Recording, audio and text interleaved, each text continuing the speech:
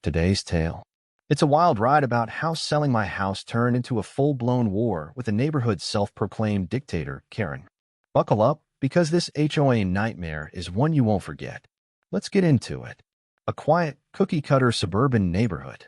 Rows of manicured lawns, identical mailboxes, and that one house with the slightly too tall fence that everyone whispers about. That was my life for 5 years. It wasn't bad per se, just a quaint little cul-de-sac with a side of passive-aggressive HOA newsletters that always ended with a smiley face next to a $50 fine for some nonsense like unapproved petunia placement. But after half a decade, I was ready to break free. A new job opportunity across the state, better schools for my kid, and the promise of a life free from HOA tyranny? Sign me up. So I did what any rational person would do. I listed my house. I hired a local real estate agent, polished every surface until it gleamed, and planted a shiny for sale sign in my front yard. I was practically packing boxes in my head, imagining my new life. I thought I'd be out in a month, sipping coffee in my new place by spring. Easy, right? Wrong. Enter Karen. Karen wasn't just my neighbor. Oh no, she was the self-appointed queen of our cul-de-sac, the kind of person who walks around with a clipboard like it's a scepter and a decaf latte like it's holy water. As a member of the HOA board, she treated her position like she was running for president of suburbia. Her house was pristine, her lawn was a work of art, and her smile, it could curdle milk. The moment my for sale sign went up, I swear I saw her face twitch like she'd just bitten into a lemon. Within 48 hours, I found a neon yellow notice taped to my front door. Apparently, my mailbox paint was non-compliant with community standards. It was beige. It had always been beige. I'd lived there for 5 years, and suddenly, my mailbox was a neighborhood scandal? I rolled my eyes, grabbed a can of approved paint, and fixed it. Problem solved, right? No. The next week, another notice. My lawn was inadequately maintained. Then another. My porch light was an unauthorized exterior fixture. Every single week, a new complaint landed on my doorstep, each one a tiny landmine designed to delay my escape. And here's the kicker. Before I could sell, my house had to pass an HOA inspection, and the board only met once a month. Coincidence? Yeah, and I'm the Easter Bunny. My first open house was a disaster of biblical proportions. I'd spent days staging the place, fluffy pillows, fresh flowers, the works. My real estate agent, Sarah, was optimistic, and we had a young couple scheduled to tour the house. But as they pulled up, Karen decided it was the perfect time to host an impromptu yard sale. She dragged out wobbly folding tables piled high with chipped cat figurines, mismatched Tupperware, and what I'm convinced was a collection of cursed porcelain dolls. To top it off, she blasted 80s country music from a boombox so loud it rattled my windows. The couple barely made it through the living room before they bolted, muttering something about neighborhood vibes. I chalked it up to bad luck. But then it happened again. And again.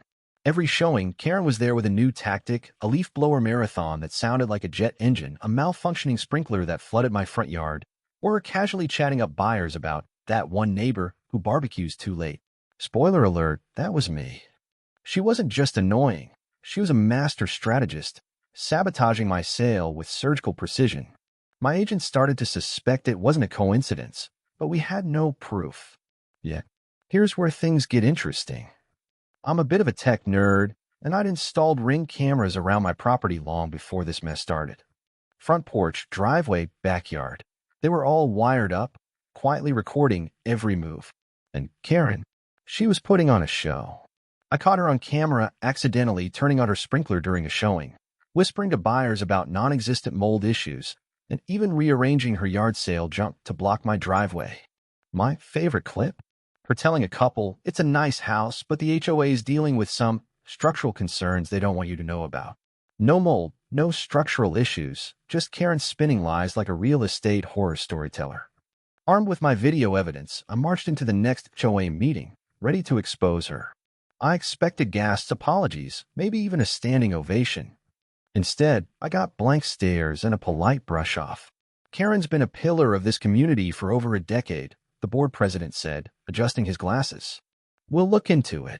Oh, and by the way, my backyard fence was 2 inches too tall. Better fix that before I could list again. It hit me like a ton of bricks. The HOA wasn't just ignoring Karen, they were her personal cheerleading squad. If the HOA wouldn't help, I'd take matters into my own hands. Step 1. I filed a formal complaint with the State Real Estate Commission. Turns out, intentionally interfering with a property sale is a big no-no, especially if you're not a licensed agent. Step 2. I had Sarah document every incident in a detailed log, dates, times, Karen shenanigans, everything. We even started scheduling showings only when Karen's car wasn't in her driveway, like we were planning a heist. Step 3. I hired a private home inspector to do a full sweep of my house. Not for the buyers, for me. The report came back spotless. No mold, no structural issues, just a perfectly sellable home. I printed copies of that report, slapped a smiley face sticker on each one, and left them on my kitchen counter during showings. Petty? Maybe. Effective? Absolutely. Karen noticed. Suddenly, she was waving at buyers like she was auditioning for Miss Congeniality, flashing me fake smiles like we were old pals. I'd struck a nerve, and it felt good. But I wasn't done. Not by a long shot. Karen's reign of terror was fueled by one thing: control. She thrived on it, and my defiance was her kryptonite. After my inspection report stunt, she backed off for about 48 hours. Then, like clockwork, a new HOA notice arrived. My doorbell camera was an unauthorized surveillance device visible from the street. Translation: Karen didn't like being watched. I laughed so hard I nearly choked on my coffee, then printed out the notice and taped it to the HOA office door with a sticky note that read, "Smile, you're on camera too." But the real game changer came from an unexpected ally. My neighbor Nancy, a quiet retiree who'd been watching the drama unfold from her front porch, pulled me aside one day. "You're not the only one Karen's messed with," she said, sipping her iced tea. Then she dropped a bombshell. Karen's term on the HOA board had expired a year ago.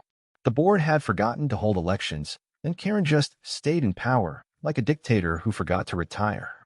Nancy had the receipts, old HOA bylaws, meeting minutes, the works. Armed with Nancy's intel, I went full lawful chaotic. The HOA bylaws had a little-known clause. Any homeowner could call a special meeting with enough signatures. I spent a weekend knocking on doors, armed with my Ring camera footage, a smile, and a box of donuts. By Sunday night, I had the signatures I needed. The meeting was scheduled, and the neighborhood was buzzing. The night of the meeting felt like a courtroom drama. I stood in front of the HOA board, a room full of neighbors and Karen herself, who was clutching her clipboard like a life raft. I played the highlight reel: Karen's sprinkler sabotage, her mold lies, her driveway blocking yard sales. The room was silent except for the hum of the projector. When I revealed her expired board term, you could hear jaws hitting the floor. "Why would she do this?" one neighbor asked. I looked straight at Karen and said, "Because she doesn't run this neighborhood. She just thinks she does." The vote was swift. Karen was officially removed from the HOA board. The room erupted in whispers, and Karen's face turned the color of her prized azaleas. I thought it was over. I was wrong. Karen didn't take defeat lightly. 2 days after the meeting, I got an email from the city, an anonymous complaint about unlicensed rental activity at my address. Someone, cough Karen cough, had reported me for running an illegal Airbnb. Let me be clear, I wasn't renting out my house, my garage, or even a corner of my attic. But the complaint delayed my closing by a week while a city inspector confirmed I wasn't running a secret hotel.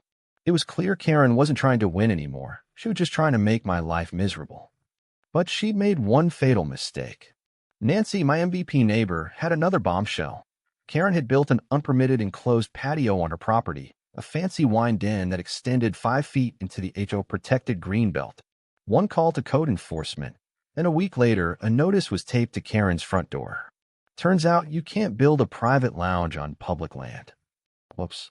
While Karen was busy dismantling her illegal patio with a hammer and a scowl, I got the call I'd been waiting for, a full-price offer from a lovely couple who loved my house and laughed off Karen's antics, thanks to my detailed folder of HOA history and clean inspection reports. The day I moved out, I drove past Karen's house one last time. There she was in her backyard, tearing down the last of her patio like it was a personal funeral. No eye contact, no words, just the quiet satisfaction of knowing I'd won. And that comeback crew is how I beat Karen at her own game. If you love this story, hit that like button, subscribe, and drop a comment. Do you think Karen got what she deserved? Have you ever dealt with an HOA nightmare? Let me know below, and I'll see you in the next video for more epic comebacks. Until then, stay strong, stay petty, and keep making your comeback.